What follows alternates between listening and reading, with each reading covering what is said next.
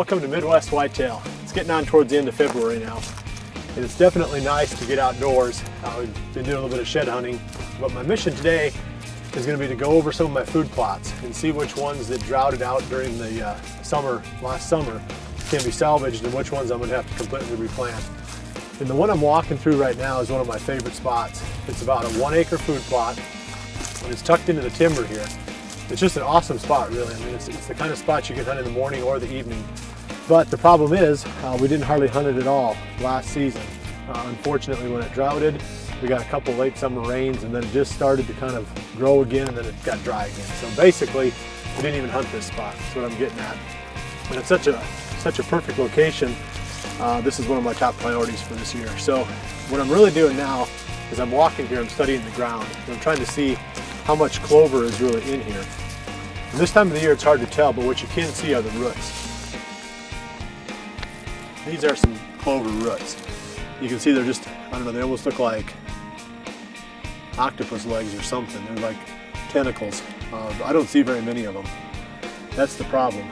There's a lot of other competition in there, but I'm just not seeing very much clover on this plot. So I'm going to go ahead and reseed this one.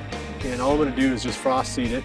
And that's something we'll talk a little bit about in today's episode too. But really today's episode is all about trying to bring back these food plots that we lost during the summer. Talk a little bit about a couple of the bucks that we found dead during the shed hunting time. So I'm glad you joined me this week. I'm going to pour some seed in my spreader here and get ready to reseed this food plot.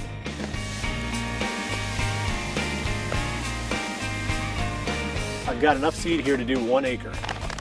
And generally, when you're frost seeding, you're going to go a little bit heavier than what you'd plant if you were drilling the seed in the ground. Really, the principle of frost seeding itself is pretty simple. You're putting the seed down at a time when there's going to be sufficient moisture to really give the seed an opportunity to germinate and start to grow. And a lot of people think you have to do it before it frosts or before it snows or after it snows or all those things. But really, none of that stuff is super critical. That might help in order to get the seed just a perfect depth. But what you really need is to have sufficient moisture, and you need to have some seed to soil contact. As you look at this one, you can see there's quite a bit of competition, so it's going to be a little bit more challenging to get that seed to soil contact. So anyway, that's the whole idea behind frost seeding. Get it down early.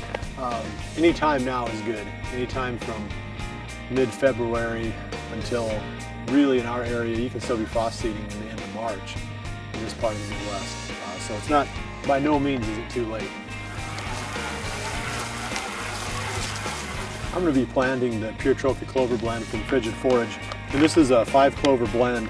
Straight, pure strain clovers can sometimes fail on you if the conditions are wrong for that specific strain. At least with the blend, you're going to have some of the varieties that are going to do well under almost any conditions. So go with the blend. I like the clover for these small plots like this. You know, I've planted this one in the Big and Beastie in the past, and I'm sure I will again. But you start getting your plots too small, and especially when you start closing them in with timber around them, and the plants don't grow real well, real fast. The deer can eat them down. But the clover, it holds up to that grazing pressure pretty well.